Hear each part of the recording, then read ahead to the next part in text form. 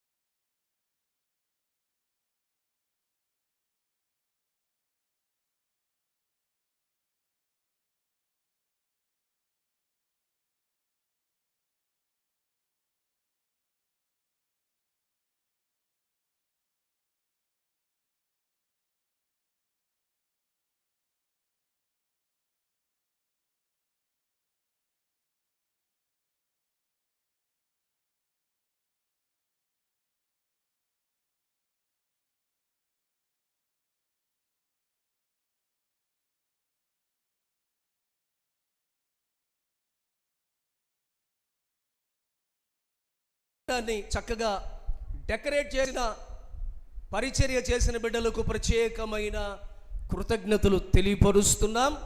వారు పేర్లు మేము తెలియపరచకపోయినా మీరు దేవుని మందిరములో చేసిన పనికి తగిన ప్రతిఫలం నా దేవుడు మీకు అనుగ్రహించునుగాక. దేవుని బిడ్డలారా, ఇలా మట్టల ఆదివారం రోజు ఇలా డెకరేట్ చేసి ఈ మట్టలను ఇలా మందిరంలో ఇలా ఏర్పాటు చేసి మనము ఆ దినాన్న ఏం జరిగిందో రీకాల్ చేసుకుంటూ దానిని మన హృదయములో జ్ఞాపకం చేసుకుంటున్నాం. ఒక విషయాన్ని మీతో మాట్లాడి మీకు ఎప్పుడైనా అలాంటి వినపడియా? ఎందుకు రోజు చెప్పరు, తారీఖు చెప్పరు, అంటే వాళ్ళ జ్ఞాపకంలో ఓ సందర్భం ఉంటుంది, వారి హృదయంలో ఓ సందర్భం. ఇంకొకళ్ళు మీరు ఎప్పుడు పుట్టారంటే జరుగుతున్నాయంట, నేను పుట్టినప్పుడు యుద్ధాలు జరుగుతున్నాయంట. ఇంకొకళ్ళు పిడుగులు పడ్డాయంట, అప్పుడు నేను పుట్టినప్పుడు పిడుగులు పడినాయంట.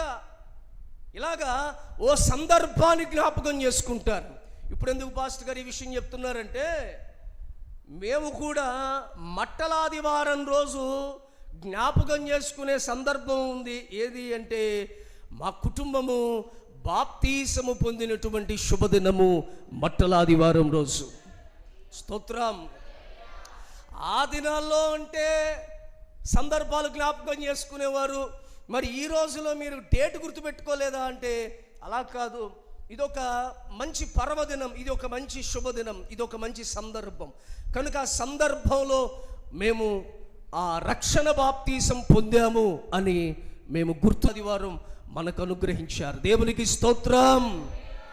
దేవుని బిడ్డలారా, అలాంటి ఒక ఆనందపు రోజున మా రక్షణను జ్ఞాపకం చేసుకుంటూ రక్షకుడు యెరూషలేముకు వెళ్ళిన ప్రయాణాన్ని బైబిల్లో నుండి మనము నేర్చుకుందాం. మట్టలాదివారం రోజు ఏం జరిగింది అనే సందేశంలోనికి మనం వెళ్ళిపోదాం. మనందరికీ చాలా తెలిసిన విషయాలే. మీరు ఈరోజు కొత్తగా 2026 పామ్ సండే రోజు మాత్రమే ప్రత్యక్షమైనటువంటి విశ్వాసులు కారు. ఎన్నెన్నో మట్టలాదివారాలు, ఈస్టర్ ఆరాధనలు, గుడ్ ఫ్రైడేలు మీరు చూసి వాటిని అనుభవించి ఆ రోజు ఏం జరుగుతో ఏం జరిగిందో తెలిసి వచ్చిన వాళ్ళమే. తెలియని అమాయకమైన క్రైస్తవులమైతే మనము కాదు అని నేను అనుకుంటూ, ఏం జరిగింది టూకీగా చెప్పుకుంటే, ఆ రోజు మట్టలాదివారం రోజు యేసయ్య యెరూషలేములోనికి వెళ్ళారు. ఈ యెరూషలేములోనికి ప్రయాణమైనటువంటి సందర్భం సిలువ వేయబడడానికి ముందు ఆదివారం రోజు జరిగింది. శుక్రవారం రోజు ఆయన సిలువ వేయబడ్డారు. దాని ముందస్తు ఆదివారం రోజు యెరూషలేములోనికి యేసయ్య వెళ్ళారు. దీని విషయములో నలుగురు సువార్తికులు దానిని చాలా స్పష్టంగా వారి సువార్త రాసి ఉంచారు. అన్నీ చదవడానికి అవకాశము సమయము లేదు కాబట్టి రిఫరెన్సులు చెప్తాను. రాసుకోగలిగిన వాళ్ళు రాసుకుని దానిని ధ్యానించాలని ఆశ కలిగిన వారు దాన్ని ధ్యానించండి. లూకాసు వార్త 19వ అధ్యాయం నుండి 44వ వచనం వరకు యేసయ్య యెరూషలేములోనికి వెళ్ళిన సందర్భాన్ని లూకా తన సువార్తలో రాశారు. యేసయ్య ఈ మాటలు చెప్పి యెరూషలేమునకు వెళ్ళవలనని ముందుకు సాగిపోయెను. దేవునికి స్తోత్రం. యేసయ్య భూమి మీద 33.5 సంవత్సరాలు బ్రతికారు.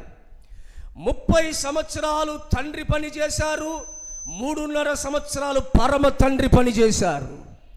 3.5 సంవత్సరాలలో పగలంతా కూడా యేసయ్య దేవాలయములోనికి వెళ్ళి బోధిస్తూ ఆ మార్గాలలో ఉన్న అనేక మంది రోగులను ముట్టి స్వస్థపరిచేవారు.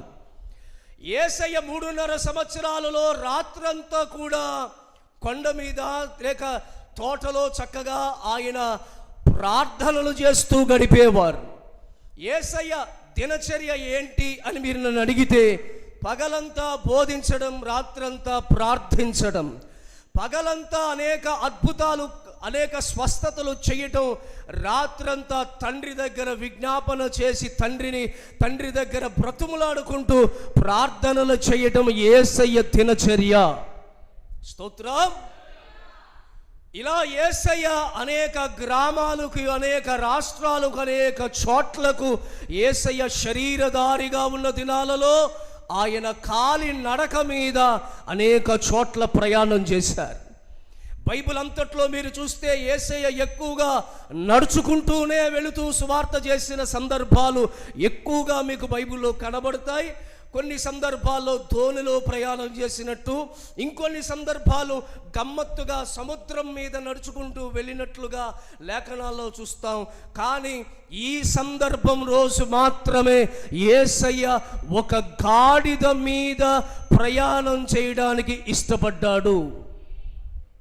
అంతవరకు కాలినడక మీద తిరిగిన యేసయ్య ఆ రోజు, ఆ మట్టలాదివారం రోజు యెరూషలేములోనికి వెళ్ళే ముందు, ఆ ప్రయాణానికి శ్రీకారం చుట్టే ముందు ఆయన ఒక గాడిదని ఎన్నుకున్నాడు. గాడిదని ఎన్నుకుని గాడిద మీద ఎక్కి గాడిద మీద ఆయన ప్రయాణం చేస్తూ యెరూషలేం వీధుల్లో సంచరించారు. దేవునికి స్తోత్రం. ఇదంతా మనకి తెలిసిన విషయమే, అక్కడ రాసిన మాటలే నేను మీకు తెలియపరుస్తున్నాను.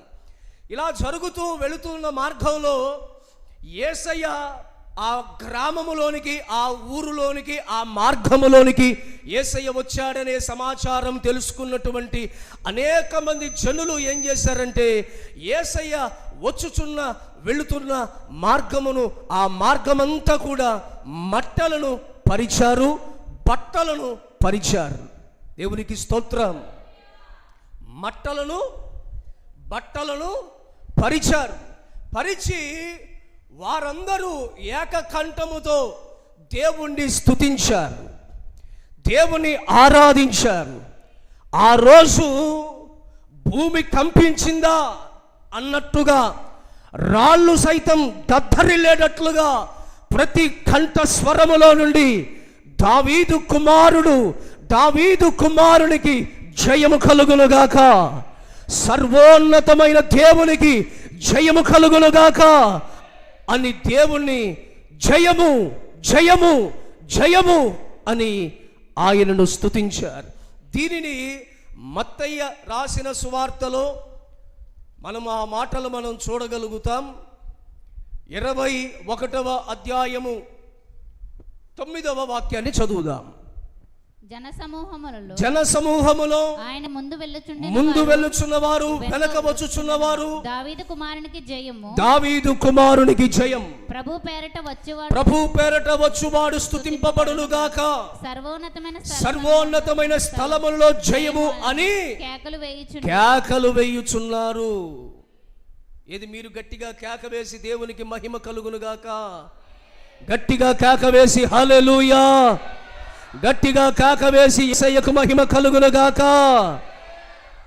నా ప్రియ దేవుని బిడ్డలారా, ఏ నోరు మౌనంగా లేదు. ఉన్నవారందరూ ఆయనను చూస్తూ, వస్తున్న విధానాన్ని చూస్తూ, ఆయన ముఖాన్ని చూస్తూ, ఆయన గంభీరత్వాన్ని చూసి, ఆయన ఉన్నతమైన ఆ వ్యక్తిత్వాన్ని చూసి, ఆయన చేసిన ప్రతి కార్యాన్ని తలంచుకుంటూ, ఆయన్ను చూసిన ప్రతి ఒక్కరూ జయము జయము జయము అని అందరూ దేవుని స్తుతించారు.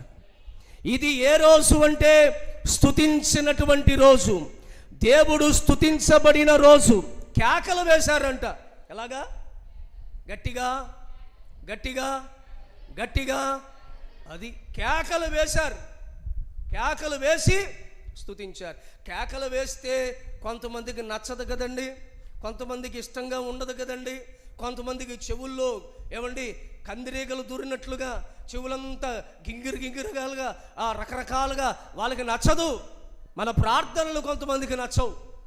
స్తోత్రం. క్రైస్తవుల ప్రార్థనలు కొంతమందికి నచ్చవు. అప్పుడే అంటారు, ఏంటి వీళ్ళు ఇలా చేస్తున్నారు, ఇంత సౌండ్ పొల్యూషనా, ఇంత గట్టిగా కేకలు వేయాలా, ఇలాగా అందరిని ఇబ్బంది పెట్టాలా అని మాటలు వస్తూ ఉంటాయి. కానీ జరిగే కార్యాలన్నీ కూడా వాళ్ళకి నచ్చుతాయి. జరిగే కార్యాలన్నీ నచ్చుతాయి. మనం ఏదైనా డీజే పెడతామా? పెద్ద పెద్ద బాక్సులు పెట్టి డీజే పెడతామా? సినిమా పాటలు పెడతాం, మనం సినిమా పాటలు పెడతామా? అందుకే మనం నచ్చం. దేవునికి స్తోత్రం. కొన్ని చోట్లకు వెళితే ఏమండి భక్తి పాటల కంటే ఏ పాటలు ఎక్కువ వినబడతాయి? మీరు మాట్లాడండి, ఏ పాటలు ఎక్కువ వినబడతాయి? మీకే ఎవరైనా ఏదైనా అంటారని భయపడుతున్నారా? పీక మీద ఎవరైనా కత్తి పెట్టారా? మరే భయపడుతున్నారండి, ధైర్యంగా ఉండండి. స్తోత్రం. మనం పెట్టుకుంటామా? మనం పెట్టుకోం. స్తోత్రం. వాళ్ళకేమో అవి పెట్టకపోతే వాళ్ళకి మనశ్శాంతి ఉండదు. అవి వినపడలేదనుకో సాంబార్. స్తోత్రం. అదే కనుక మంచి మంచి వాళ్ళకి నచ్చినవన్నీ పెట్టుకున్నారనుకో, ఓహో భలే ఉందిలే, కాళ్ళు కదులుతాయి, చేతులు కదులుతాయి, నోరు మెదులుతాయి, అన్నీ జరుగుతాయి. స్తోత్రం. అవన్నీ కూడా ఏమీ జరిగించిన సందర్భాలు. మనం ఒక పాట పాడిన ఆ పాట మధురత్వాన్ని కలిగిస్తుంది, మాధుర్యాన్ని కలిగిస్తుంది. క్రైస్తవులు గలమెత్తి ఒక పాట పాడినా అది ప్రతి మనిషి మనస్సును మారుస్తుంది, ప్రతి మనిషి హృదయములో ధైర్యాన్ని కలిగిస్తుంది, ఆదరణ కలిగిస్తుంది, ఉల్లాసము కలుగుతుంది, ఉజ్జీవం కలుగుతుంది. స్తోత్ర. నడిపిస్తాడు నా దేవుడు, శ్రమలోనైనా నన్ను విడువడు. నడిపిస్తాడు నా దేవుడు, శ్రమలోనైనా నన్ను విడువడు. దేవునికి స్తోత్రం. అసలు ఈ పాట ఎన్ని సంవత్సరాలది? ఇప్పుడు నేను పాడుతుంటే అందరూ పాడేస్తున్నారా? అంటే ఎన్ని సంవత్సరాల పాట? కానీ ఈరోజు పాడుతుంటే కూడా ఒక హృదయానికి నెమ్మది కలుగుతుంది, హృదయానికి ఒక ఆదరణ దొరుకుతుంది.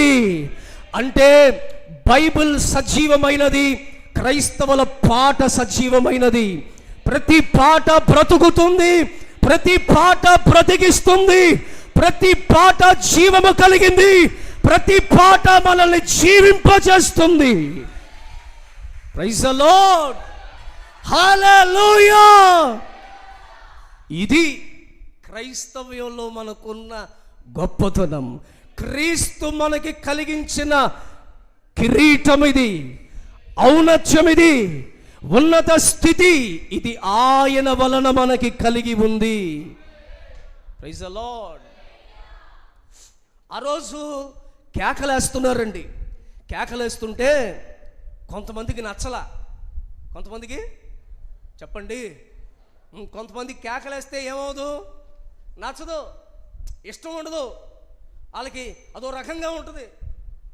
నిమ్మకి నీరెట్టినట్టుగా నిదానమే ప్రధానం. ఆర్టీసీ బస్సు వెనకాల రాసి ఉంటుందిగా 30 అడుగుల దూరం పాటించవలను. ఈ 30 అడుగుల దూరం పాటిస్తే ఎప్పటికి వెళ్తారు?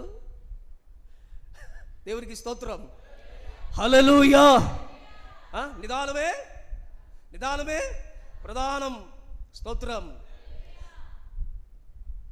కొంచెం గట్టిగా వైబ్రేట్ అవుతూ ఉజ్జీవింపబడే విషయాలు కొంతమందికి నచ్చవు. ఆ రోజు అందరూ సాధారణం పక్కగా ఉన్నోడు కూడా దావీదు కుమారునికి జయం, వాడు సౌండ్ రీసౌండ్ వస్తుంది. వీడు బాక్సులు మింగేశాడా ఏంటి, అసలు వీడు మనిషేనా ఇంత గట్టిగా మాట్లాడుతున్నాడు అనుకున్నారు. పేషెంటు తెల్లగా పాలిపోయి జుట్టంతా రాలిపోయి పేషెంట్ కూడా సర్వోన్నతమైన దేవునికి మహిమ. ఇవన్నీ ఎవరు చూశారు? పరిసయ్యులు, శాస్త్రులు చూశారు. చూసి కాసేపు వీళ్ళని ఆపుదామని ఆగండి ఇలా అంటే వాళ్ళేమో ఇలా అంటున్నారు. స్తోత్రం. వాళ్ళు ఇలా అంటే వీళ్ళేమో ఇలా అంటున్నారు. ఇలా ఆగేటట్లేరని నేరుగా యేసయ్య దగ్గరికి వచ్చారు. వచ్చి, అయ్యా ఏంటిదంతా, ఏంటి సౌండ్ ఏంటి, మమ్మల్ని ఇంట్లో ఉన్నవరా? స్తోత్రం. సౌండా, నువ్వు ఓ పని చేయి, ఈ కేకలేసే వాళ్ళందరినీ కేకలేయొద్దని ఒక మాట చెప్పు అన్నారు. అప్పుడు యేసయ్య ఏమన్నాడు తెలుసండి? నేను ఒకవేళ వీళ్ళని కేకలు వేయొద్దు అని చెప్పి ఆపేననుకో, నా మాటకి విలువిచ్చి వీళ్ళు ఆగుతారు. ఒకవేళ వీళ్ళు స్తుతించకపోతే రాళ్ళు నన్ను స్తుతిస్తాయి, రాళ్ళు నన్ను స్తుతిస్తాయి. నాకు అర్థమైంది ఈ మాట చదువుతున్నప్పుడు. ఈ 2026లో ఈ మాట చదువుతున్నప్పుడు నాకు రాయి గుర్తొచ్చింది. యేసయ్య ఏమన్నాడు చెప్పండి? రాళ్ళు నన్ను స్తుతిస్తాయి. నేను అప్పుడు రాయిని చూసా. ఈ మాట అనగానే బైబిల్ పక్కన పెట్టి రాయిని చూసా. ఇంట్లో రాళ్ళు ఉండవా? ఉంటాయిగా. ఇక్కడ రాళ్ళు లేవా? రాయిని చూసి ఒకవేళ ఈ రాయికి నోరు వచ్చిందనుకో, నోరు స్తోత్రం, నా గొంతు నాపాలంటే పీక కోస్తే అయిపోతా నేను. దీన్ని ఎలా ఆపాలి? అసలు రాళ్ళు సౌండే ఒక రకంగా ఉంటాయి. ఒక చిన్న డబ్బాలో రాళ్ళు వేసి కిటకిట ఊపితే సౌండ్ అంటూ ఉంటాం. అలాంటిది రాయకే సౌండ్ వచ్చిందనుకో, స్తోత్రం, మీరు నమ్మండి, ఆ రోజు ఆ స్థితి అంతా ఒక వేరే సబ్జెక్ట్. అసలు ఆ రోజు అక్కడ ఉన్న వాళ్ళందరూ ఒక ట్రాన్స్లో ఉన్నారు, ఒక మహిమలో ఉన్నారు, ఒక ప్రభావము చేత నింపబడ్డారు. ఎవడో ఏమి చోట్ల ఎవరిని పట్టించుకోవట్లా. ఒకటే అందరి చూపు వస్తున్న ఆ దేవుని వైపే చూస్తున్నారు, యేసయ్య వైపే చూస్తున్నారు. ఆయన ఒక రాజులా కనబడుతున్నారు. ఆయన యూదా గోత్రపు సింహములా కనబడుతున్నారు. ఆయన మా తలరాత మార్చేవాడు, ఆయన మా స్థితిగతులు మార్చేవాడు, ఆయన మాకు పరలోకాన్ని ఇచ్చేవాడు, ఆయన మా పాపాన్ని తొలగించేవాడు, ఆయన మా శాపాన్ని తొలగించేవాడు, ఆయన మా దరిద్రతను తొలగించేవాడు, ఆయన మా కన్నీరు తుడిచేవాడు.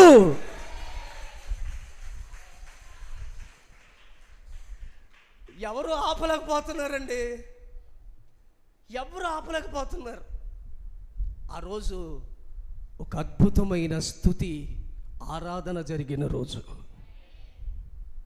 ఆ రోజును మనం ఈరోజు జ్ఞాపకం చేసుకుంటున్నాం. The same feeling, the same anointing, the same vibration, the same praising మనందరి హృదయాల్లో నింపబడాలి, మనందరి హృదయాల్లో నింపబడాలి. ఒకసారి మీరే ఆ గుంపులో ఉన్నట్లుగా ఆలోచనల్లోనికి వెళ్ళి మీ మనసును ఆలోచనల వైపు తిప్పి ఆ యేసయ్యను చూస్తే ఎలాంటి పులకరించే స్వభావాలు, ఎలాంటి ఉల్లసించే స్వభావాలు, ఎలాంటి ఉజ్జీవింపబడే స్వభావాలు కలిగి ఉంటారో ఈ 2026 ఈరోజు అట్టి కృప మీ మీదకి వచ్చునుగాక, అట్టి అభిషేకం మీ మీదకి వచ్చునుగాక, అట్టి స్తుతి మీ మీదకి వచ్చునుగాక, అట్టి ప్రభావం మీ మీదకి వచ్చునుగాక, అట్టి ఆనందం మీ మీదకి వచ్చును గాక.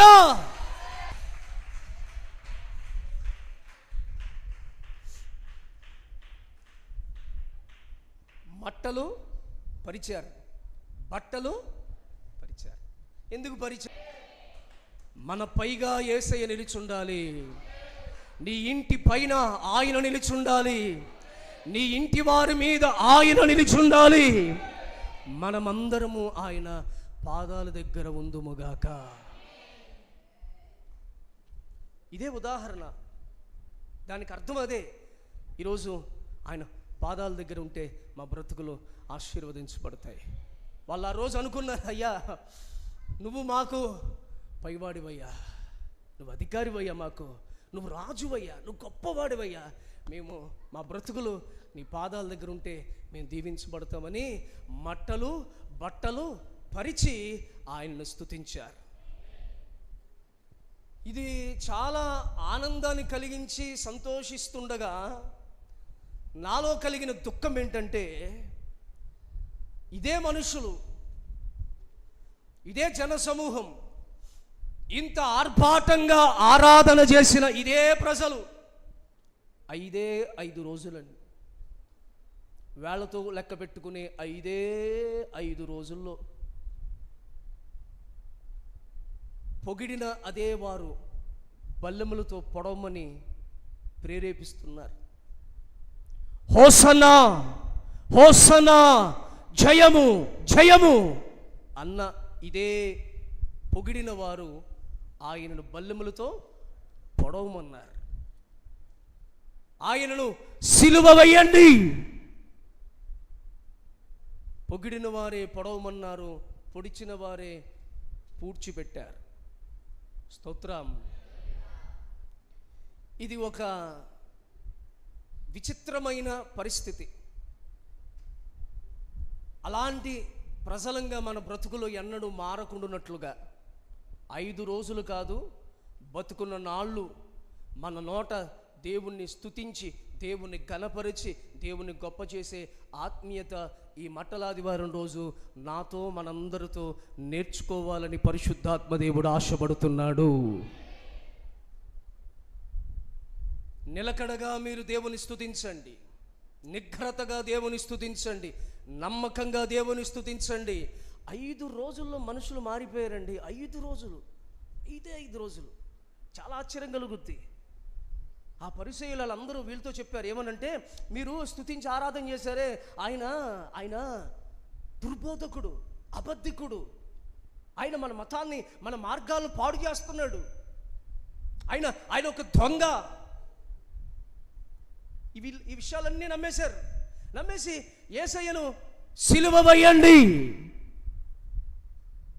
ఆయన అంటాడు, ఈయన నాకు ఏ నేరము ఈయనలో నాకు కనబట్ల, ఈయన నాకు నీతిమంతుడుగా కనబడుతున్నాడు అంటే వాళ్ళు అంటారు, లేదు లేదు, ఆయనను సిలువ వేయాలి, ఆయనను కొరడాలతో కొట్టండి, ఆయనను మునుకోలతో ఆయన కొట్టండి, బల్లెమ్మలతో పొడవండి, ఆయన తల మీద ముళ్ళ కిరీటం పెట్టండి. జయమని స్తుతించిన అదే నోరు. మన జీవితంలో కూడా పొగడ్త అనేది చాలా ప్రమాదకరమైంది. పొగడ్త, నిన్ను ఎవరైనా పొగుడుతున్నారంటే రేపొద్దున వాళ్ళు నిన్ను పొడవబోతున్నారని గుర్తుపెట్టుకోవాలి. ఇది యేసయ్యకే జరిగింది, నీకు నాకెంత. ఆఫ్టర్ ఆల్ మనం దేవుని దృష్టిలో నిన్ను పొగుడుతున్నారంటే రేపొద్దున వెన్నుపోటు పొడవబోతున్నారు, పొడిచి నిన్ను పోడ్చబోతున్నారు, నీ మీద మట్టి వేయాలని వాళ్ళు కంకణం కట్టుకుంటారు. అందుకే పొగిడే వాళ్ళకి చాలా దూరంగా ఉండండి. మీరు సంఘంలో మంచిగా పాటలు పాడే కృప దేవుడు మీకు ఇచ్చాడు, అయినా మీరు పొగడబడకూడదు. మీకు సంఘంలో చక్కగా ప్రార్థన చేసే మనసు మీకు ఇచ్చాడు, అయినా సరే మిమ్మల్ని ఎవరు పొగడకూడదు. మీరు ఆ యొక్క ఆ తత్వానికి, ఆ డంబానికి మీరు సిద్ధపడకండి. స్తోత్రం. పొగుడుతున్నారనుకో, మీరు ఏమనాలంటే, పొగడత నాకు కాదు, ప్రభువుకు మాత్రమే చెల్లాలి. స్తోత్రం. మహిమ, ఘనత, ప్రభావములు, యుగయుగములు ఆయనకే చెల్లాలి. ఆయన మాత్రమే స్తుతించబడాలి, ఆయన మాత్రమే హెచ్చించబడాలి, ఆయన మాత్రమే ఘనపరచబడాలి. కనుక మీరు ఈ మట్లాదివారం రోజు నేర్చుకో పాఠం ఏంటంటే, వాళ్ళు మారారు, మనం మారకుండా మంచి మనసుతో నిగ్రతగా మనం కలిగి ఉన్న క్రీస్తును గట్టిగా పట్టుకొని, ఎన్ని దుర్బోధలు వచ్చినా, ప్రలోభపరిచినా, వెనక్కి త్రిప్పాలని ఎంతమంది చూసినా సరే ముందుకు సాగిపోయే, గురివైపుకు సాగిపోయే కృప ఈ మట్టలాదివారం రోజున ప్రతి సంఘము సంపాదించుకుందరుగాక, ప్రతి విసుందరుగాక. రెండవ ఒక విషయాన్ని ఆ మత్తయి సువార్తలో నా హృదయానికి కొంత నా ప్రేరేపణ కలిగిన విషయాన్ని మీకు చెప్తున్నాను. చూడండి, 21వ అధ్యాయము 9వ వాక్యాన్ని చదువుతారా? జన సమూహములో ఆయనకు ముందుగా వెళ్ళుచుండన వారును వెనక్కి వెళ్ళుచున్న వారు, దావీదు కుమారునికి జయం, ప్రభు పేరట వచ్చేవాడు స్తుతింపబడును గాక, సర్వోన్నతమైన స్థలములలో జయం అని కేకలు వేశారు. దేవునికి స్తోత్రం. సో మొదటిగా వాళ్ళు ఏం చేశారు? దేవుని స్తుతించారు, దేవుని ఆరాధన చేశారు, దేవుని మహిమపరిచారు. తర్వాత ఎలా స్తుతించారని లేఖనాల్లో పరిశీలన చేస్తే, దేవుని చూసి వాళ్ళు, నన్ను అందరిలో చూడండి, వాళ్ళు దేవుని చూస్తూ జయం జయం. ఆయన ఎలా కనబడుతున్నాడంటే జయమిచ్చే వాళ్ళ కనబడుతున్నాడు. ఆయన వారి దగ్గరకు వస్తుంటే వీళ్ళకి ఏమనిపించిందో తెలుసా అండి? మా అపజయాన్ని తొలగించే జయశీలుడు, వ్యాధి అన్నారు, ఆరోగ్యం అనే జయమిచ్చేవాడు, పాపము అనే అపజయములో ఉన్నాడు, పరిశుద్ధత అనే జయమిచ్చేవాడు. చీకటి అనే అపజయములో ఉన్నాడు, వెలుగుని అనే జయమిచ్చేవాడు.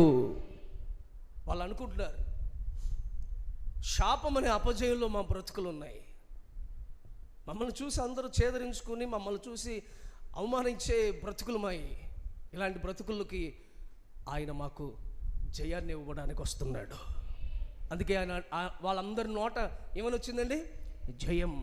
ఈరోజు ఈ మట్లాదివారం రోజు మీకిచ్చే వానిదికి వచ్చిన దేవుని సన్నిధిలో ఉన్న మీరందరూ కూడా జయాన్ని అనుభవించుదురుగాక.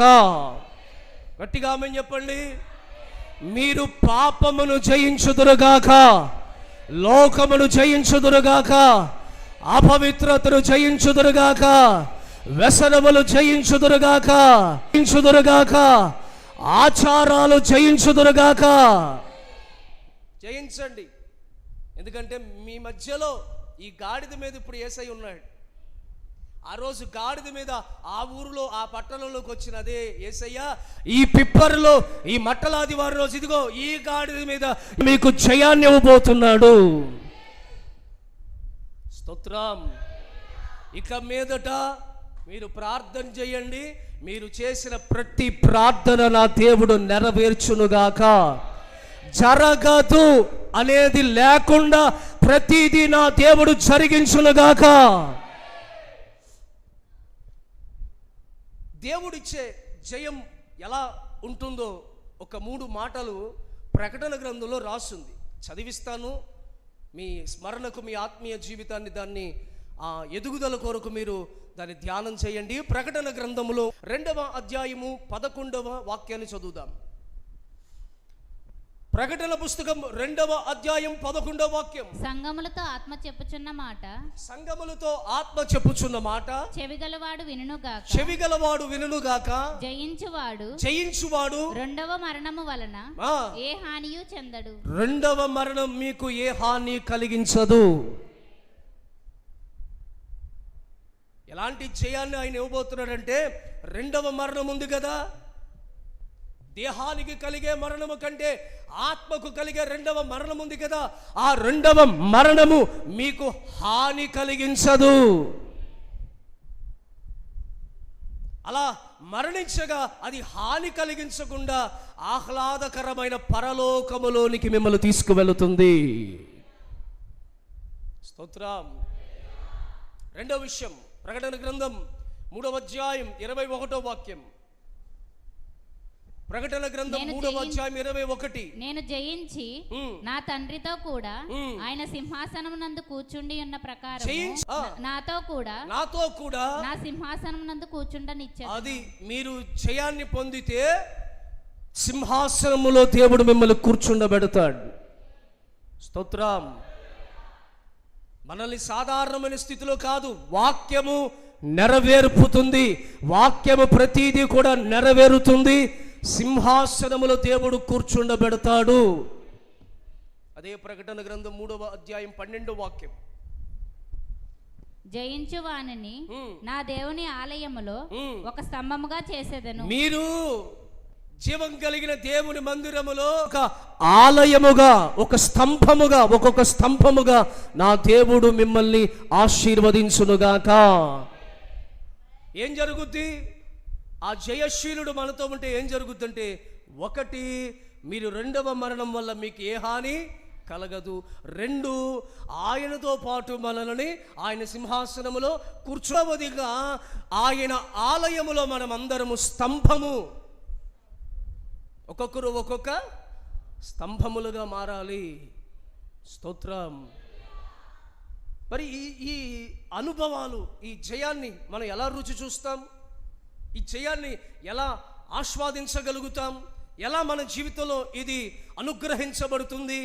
దాని గురించి చదివితే మీకు అర్థమవుతుంది. హెబ్రీలకు రాసిన పత్రిక 11వ అధ్యాయం 33వ వాక్యం చూడండి ఒకసారి. వారు విశ్వాసము ద్వారా రాజ్యములను జయించిరి, రాజ్యాలు జయించి నీతి కార్యములను జరిగించిరి, వాగ్దానములను పొందిరి, వాగ్దానాన్ని పొందారు, సింహముల నోళ్లను మూసిరి, సింహాలం నోరులను మూశారు. స్తోత్రం. ఇంకాస్త స్పష్టంగా మీకు అర్థమవుతుంది. వారు విశ్వాసము ద్వారా ఎవరు వారు అబ్రహాము మొదలుకొని అపోస్తలుడైన పౌలు గారు వరకు దేవుని మీద వారు ఏం చేశారంటే విశ్వాసం ఉంచారు. విశ్వాస మూలముగా వారు రాజ్యాలను జయించారు. ఇప్పుడు జయించాలి అంటే మనము ఏముండాలి? మనలో ఏముండాలి? చెప్పండి మనలో ఏముండాలి? విశ్వాసము ఉంటే మనము కూడా జయిస్తాం. స్తోత్రం. ఆ జయశీలుడు మనతో పాటు ఉండి మన కుటుంబానికి జయాన్ని ఇస్తాడు. మీరు రాసిన పరీక్షలకి జరుగుతుంది, మీరు ప్రయత్నించే ప్రయత్నాలకు జయం కలుగుతుంది, మీ ఉద్యోగాలకి జయం కలుగుతుంది, మీ వ్యాపారానికి జయం కలుగుతుంది, మీ వ్యవసాయానికి జయము కలుగుతుంది, మీ బిడ్డలకి జయము కలుగుతుంది, మీ ప్రయాణాలకి జయము కలుగుతుంది. స్తోత్రం. వివాహాలు చేయాలని ఆలోచనలు కలిగి ఉన్నారా? ఆ ఆలోచనలకి ఇప్పుడు జయాన్ని కలిగిస్తాడు. ఇల్లు కట్టాలని ఆలోచన కలిగి ఉన్నారా? ఆ ఇల్లు కట్టేదానికి దేవుడు జయమిస్తాడు. ఎప్పుడు చెప్పాలి ఎప్పుడు? విశ్వాస మూలముగా అనండి అందరూ. అది మీరందరూ విశ్వాసులు, కానీ ఏముండదు చెప్పండి? విశ్వాసం ఉండదు. ఒకసారి మిమ్మల్ని మీరు పరిశీలన చేసుకోండి. ఒకప్పుడు ఎలాంటి విశ్వాసంతో నువ్వు నడిపించబడ్డావు? ఎంత రోషంగా ఉండేవాడివి, ఎంత రోషంగా ఉండేదానివి. నీ మాటలు, నీ చూపు, నీ ప్రవర్తన, అసలు నీ ప్రార్థన, నీ నడవడి, నీ పరిచర్య ఎంత రోషంగా ఉండేది. విశ్వాసం ఎక్కడికి పోయింది? వారు నమ్మారండి. అబ్రహాము నమ్మాడు, విశ్వసించాడు. ఇసాకు నమ్మాడు, విశ్వసించాడు. యాకోబు నమ్మాడు, విశ్వసించాడు. పితరులు నమ్మి విశ్వసించారు. అపోస్తలులు నమ్మి విశ్వసించారు. యేసయ్య కార్యాలు చేశాడా? అనేక అద్భుతాలు చేశాడా? రోగులు ముట్టి స్వస్థపరిచాడా? కుంటి రోగులు కుష్ఠ రోగులు ముట్టి స్వస్థపరిచాడా? గుడ్డివాళ్ళు బాగు చేశాడా? మూగదయ్యం పడిన ముట్టి స్వస్థపరిచాడా? చచ్చిన శవాన్ని ముట్టి లేవనెత్తాడా? ఇన్ని దేవుడు చేస్తూ, స్తోత్రం, ఇన్ని అద్భుతాలు దేవుడు చేస్తూ, ఇన్ని మహత్కార్యాలు దేవుడు చేస్తూ నడిపించబడుతున్నాడు. దేనివల్ల అంటే విశ్వాసమును బట్టి. స్తోత్రం. ఈరోజు ఈ ఆరాధనలో ఆ జయశీలుడు మట్టలాది వారం రోజు ఆయన చూసి జయము జయము అన్నట్టుగా మీ ఇంటిలో జయము జయము కలగాలి అంటే మీరు దేవుని యందు విశ్వాసముంచుదురుగాక. యేసయ్య ఒకసారి ఒక ఊర్లోకి వెళ్ళారు. వెళ్తూ శిష్యులు తీసుకెళ్తారు కదండి. ఆ శిష్యులతో ఏమన్నాడంటే, నేను ఈ ఊర్లో అద్భుతాలు చేస్తా అన్నాడు. ఈ ఊర్లో ఆశ్చర్య కార్యాలు చేస్తా అన్నాడు. ఊర్లోకి వెళ్ళి ఊరంతా తిరిగారు, అందరిని చూశారు. తర్వాత వెనక్కి వచ్చేసారు. వచ్చిన తర్వాత శిష్యులు వాళ్ళు అనుకుంటున్నారు. ఏమండి, ఎప్పుడు చూసినా ఈ అనుకునే బ్యాచ్ ఎక్కడైనా ఉంటారు. ముందు అనుకునేవాళ్ళు, వెనకాల అనుకునేవాళ్ళు, నువ్వు వేసిన డ్రెస్సును చూసి అనుకునేవాళ్ళు, నువ్వు నడిచే నడకను చూసి అనుకునేవాళ్ళు, నువ్వు తినే తిండిని చూసి అనుకునేవాళ్ళు, నువ్వు నిద్రపోతున్న ఆ విధానాన్ని చూసి అనుకునేవాళ్ళు, మాట్లాడుతున్న మాట తీరును చూసి అనుకునేవాళ్ళు ముందుంటారు, వెనకాల ఎక్కువ ఉంటారండి. ముందు అనేవాళ్ళు చాలా తక్కువ. ముందంటే మొహం మీద అనటం, అంతేనా? మొహం మీద అన్నవాడు ఎక్కువ కనపడ్డు, ఇష్టపడరు. దాన్ని ఏమంటారు? ముక్కు సూటిగా, మొహమాటం లేకుండా. కొంతమంది అంటారు, నేను ఉన్నట్టు మాట్లాడేస్తానండి, నాకు ఏ మొహమాటాలు ఉండవు అన్నవాడికి ఎవరు స్నేహితులు ఉండరు. వాడి దగ్గరికి వచ్చారే, డ్రెస్ ఎలా ఉందంటే, చిచి చాలా అసలు చండాలంగా ఉంది, బాలేదు అంటాడు. స్తోత్రం. కూర ఎలా ఉందంటే, చిచి వాంత చిల్లగా ఉంది, అసలు తినడానికి బాబోయ్ ఎకారం అవుతుంది నీ ఫుడ్ అని డైరెక్ట్గా మొహం మీద మాట్లాడతాడు. అలాంటి వాళ్ళు అంటే ఎవరికి ఇష్టం ఉండదు, కానీ అలాంటి వాళ్ళే కరెక్ట్. స్తోత్రం. హల్లెలూయా. నీ వెనకాలండి అబ్బో సూపర్ అని ముందు చెప్పి వెనక్కెళ్ళి, బాబోయ్ ఏం చేస్తామండి, తప్పట్లేదు, అలాగా చెయ్యాలిగా, తప్పట్లా, ఓ సంఘ పెద్ద అనవసరంగా ఇచ్చినట్టున్నారు, ఈయన ఖర్చులు ఎక్కువైపోతున్నాయి, ఓపిక తగ్గిపోతుంది, అసలు ఎందుకు చేశారు అని సంఘ పెద్దని ఎందుకు ప్రభువా స్తోత్రం. కొంతమంది పరిచయం చేసేసరికి వచ్చేవాళ్ళు కూడా మొత్తం అండి వెనకాల ఏమో మాట్లాడుకుంటున్నారు, కూర అట్టుకుపోతున్నారు అంటున్నారు, సాంబార్ అట్టుకుపోతున్నారు అంటున్నారు, రైస్ అట్టుకుపోతున్నారు అంటున్నారు. పట్టుకెళ్తే తప్పేముంది? కష్టపడి పని చేసిన వాళ్ళు నేను చెప్పాను ముందే అన్నాను, భోజనాలు అయిన తర్వాత చివరగా ఆ సామాన్లని కడిగి నీట్గా చేసి శుభ్రపరిచే చివరిదాకా ఉన్న వాళ్ళు సమానంగా ఏది కావాలో తీసుకుని వెళ్ళిపోవడమే, సామాన్లు కాకుండా. దేవునికి స్తోత్రం, హల్లెలూయా. అవి బట్టికి వెళ్ళిపోతే మేమేం చేయం. కాబట్టి అందుట్లో అయ్యగారు ఒకసారి ఇప్పుడు చేపలు వేసేయండి, చేపలు తింటాయండి. చేపలు తింటాయిలేండి, దానికి బోల్డ్ ఆహారం ఉంటాయి, మనకేం పెట్టాల్సిన వల్ల మనం తినాలి. చక్కగా ఇవి తీసుకెళ్ళండి. అది తీసుకెళ్ళటానికి మీరు అర్హత కలిగిన వాళ్ళే సేవకునిగా నేను చెప్తున్నా. స్తోత్రం. ఎవరి గురించి పట్టించుకోకండి, కానీ చివరిదాకా ఉండాలి. మధ్యలో ఎత్తబడిపోకూడదు అక్క. మధ్యలో ఎత్తబడితే నీకు తొక్క పచ్చడే ఇస్తాం మేము.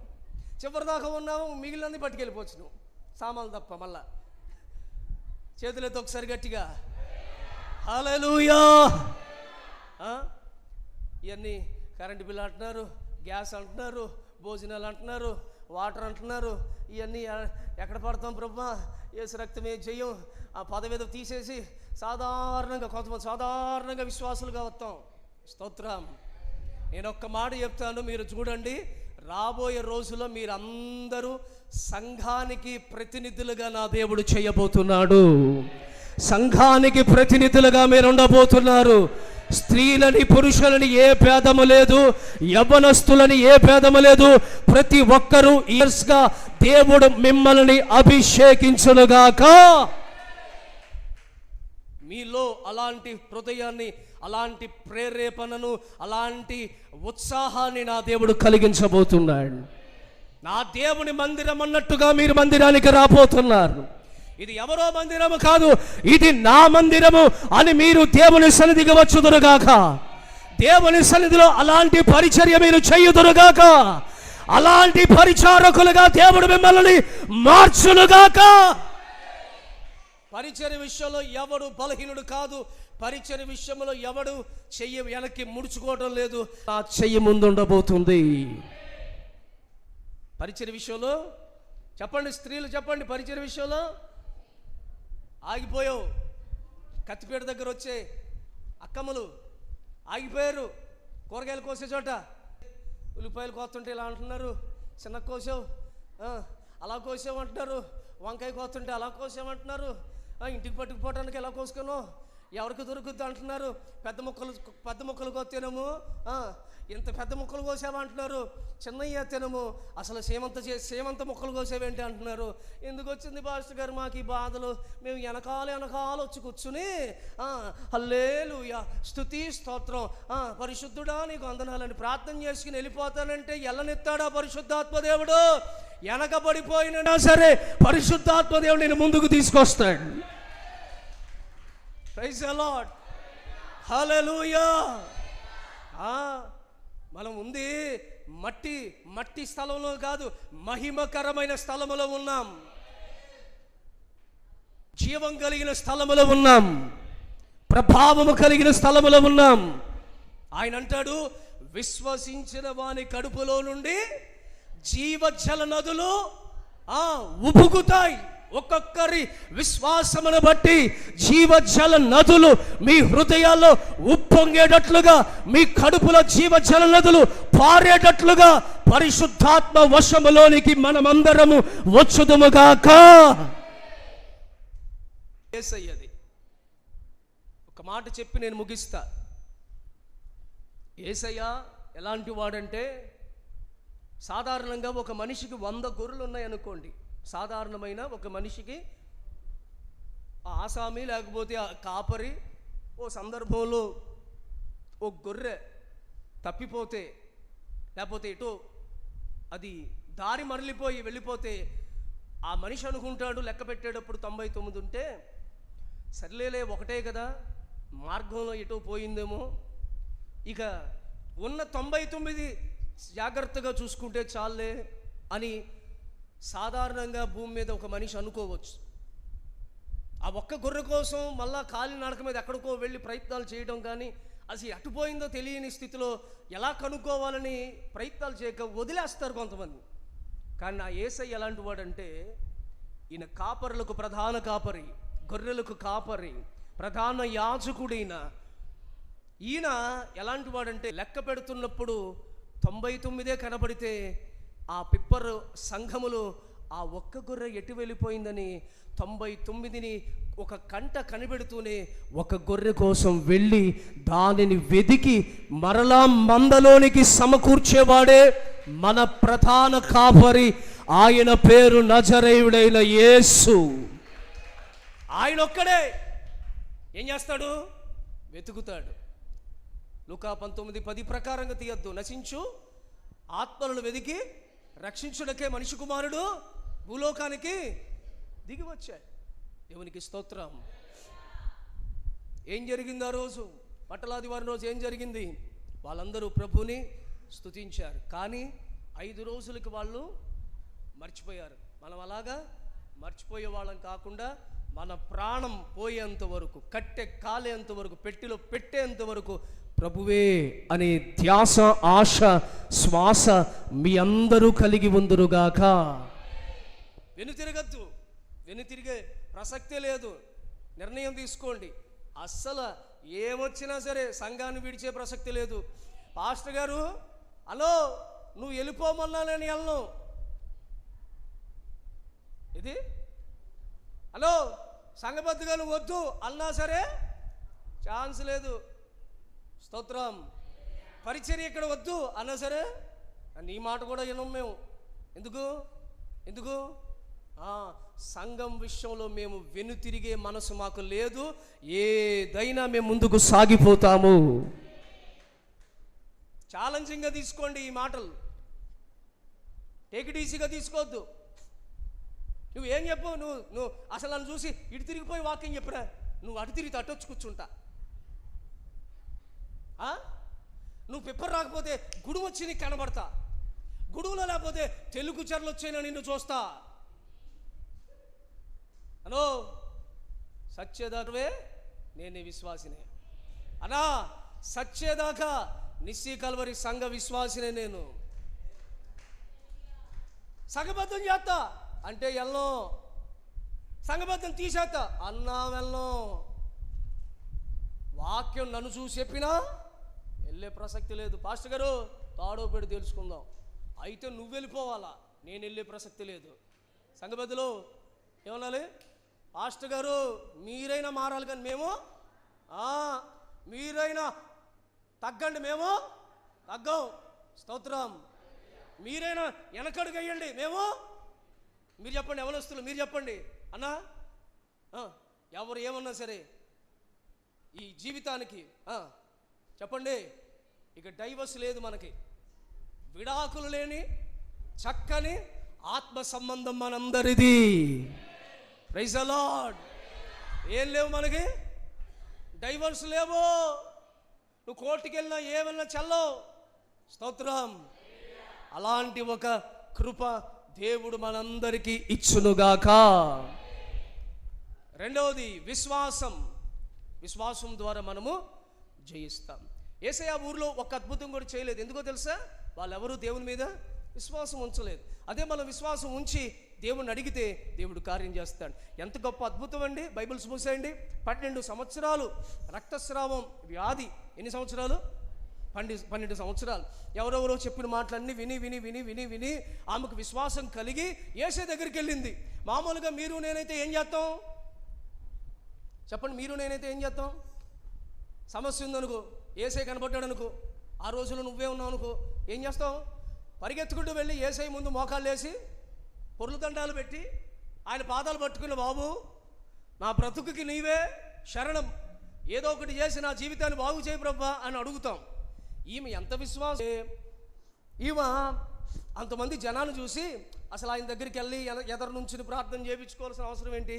ఆమె అనుకుంది, యేసయ్య నిలువెల్లా స్వస్థత కలగజేయగలిగిన వాడు, ఆయన నిలువెల్లా స్వస్థత చేయగలిగిన శక్తి ఆయనలో ఉంది. ఆమె ఏమనుకుందో తెలుసా? మా మధ్యన ఉన్న దేవుడు, నీ మధ్యన ఉన్న దేవుడు ఎవరు? చూడండి ఇంకా చూడండి ఇంకా మరి చెప్పరే. ఆమె ఏమనుకుంది తెలుసా? ఇప్పుడు చెప్పండి. నీ దేవుడైనా ఆమెనుకుంది, నా దేవుడైనా ఈ యేసయ్య నా మధ్యన ఉన్నాడు, ఆయన శక్తిమంతుడు. నమ్మిందా? వెనక నుండి వెళ్ళి ఆ వస్త్రపు చింగ్ అసలు ఎలా ఆలోచన వచ్చిందండి ఆమెకి? ఎప్పుడైనా ఎక్కడైనా రాస్తే చూసిందా? ఎప్పుడైనా జరిగిద్దా? మనం రాసి చూపించి జరిగిందని చెప్పినా సరే, జ్వరం తగ్గుద్దా ప్రార్థన చేస్తే, కడుపులో గెట్లు కరుగుతాయా ప్రార్థన చేస్తే, కంట్లో పుసుకులు పోతాయా ప్రార్థన చేస్తే, నాలుక మీద మచ్చలు పోతాయా ప్రార్థన చేస్తే. నీ నాలుక మీద మచ్చలు ఉన్నాయి కాబట్టి నీకేం జరగట్లా. స్తోత్రం. ప్రార్థన చేస్తే పెన్షన్ వస్తుందా?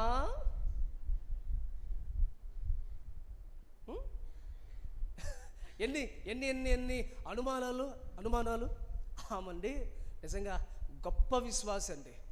ఆమె వెళ్ళి వెనక నుండి వెళ్ళి ఆ వస్త్రాన్ని ముట్టుకుంది. ఎవరైనా చెప్పారా? అమ్మా అక్కడ దాకా ఎందుకు వెళ్తాం, ఆ వస్త్రాన్ని ముట్టుకో అన్నారా? ఆమెకే వచ్చింది. వెళ్ళి ఆ వస్త్రాన్ని పట్టుకొని, నా దేవుడైన ఈ యేసయ్య, నా దేవుడైన యేసయ్య నా మధ్యన ఉన్నాడు, ఆయన శక్తిమంతుడు. ముట్టుకోగానే నేనేమంటాను తెలుసా?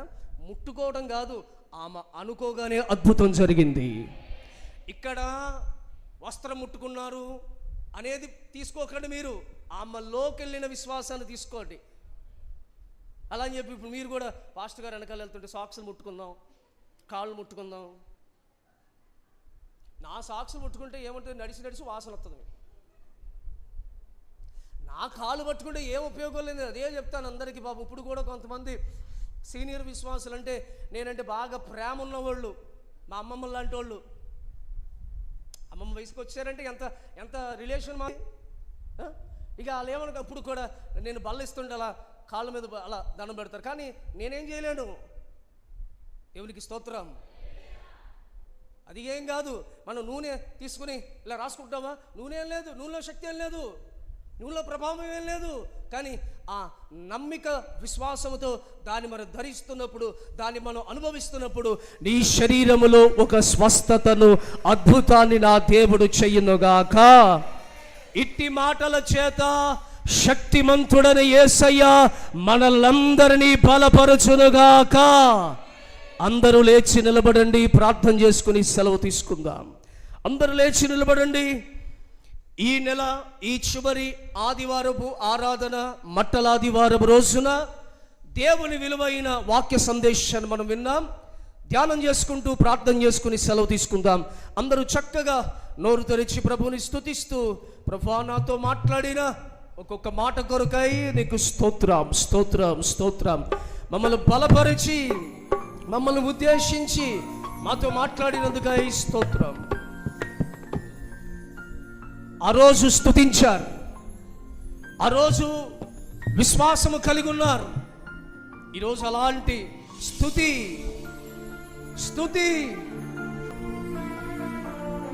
మనందరిలో అలాంటి స్తుతి ఉండగలిగితే, స్తుతికి పాత్రుడు, స్తుతించే వాళ్ళకి సమీపంగా ఉండేవాడు మన ప్రభువైన యేసుక్రీస్తు వారు. ఆయన అద్భుతాన్ని ఈ ఆరాధనలో మీరు అనుభవించబోతున్నారు. ఆయన ప్రభావాన్ని మీరు అనుభవించబోతున్నారు. ఆయన శక్తిని మీరు అనుభవించబోతున్నారు. ఒక్కొక్కరి మీద ఒక్కొక్క దేవుని శక్తి, దేవుని అపారమైన శక్తి కుమ్మరించబడునుగాక, కుమ్మరించబడునుగాక. పరిశుద్ధుడా, ప్రేమాస్వరూపి, ఈ మట్టలాదివారము రోజు నీ సన్నిధిలో మేము పాడి స్తుతించి సాక్ష్య సమూహముగా ఆత్మారాధనలో అభిషేకము పొంది, వాక్యము ద్వారా మా ప్రాణము నెమ్మదితో, సమాధానముతో తృప్తిపరచబడినట్లుగా మీరు మాట్లాడినందుకై నీకు స్తోత్రం. వినిన నీ బిడ్డలందరిలో స్తుతించే వారిలో, విశ్వసించే వారిలో మీరు సమీపము, జయము వెంబడి జయాన్ని అనుగ్రహించండి. యెహోవా నిస్సిగా నీ సంఘ విశ్వాసులందరి మీద నీ ప్రత్యక్షతను కనబరచండి. అపజయము కొట్టివేయబడును గాక.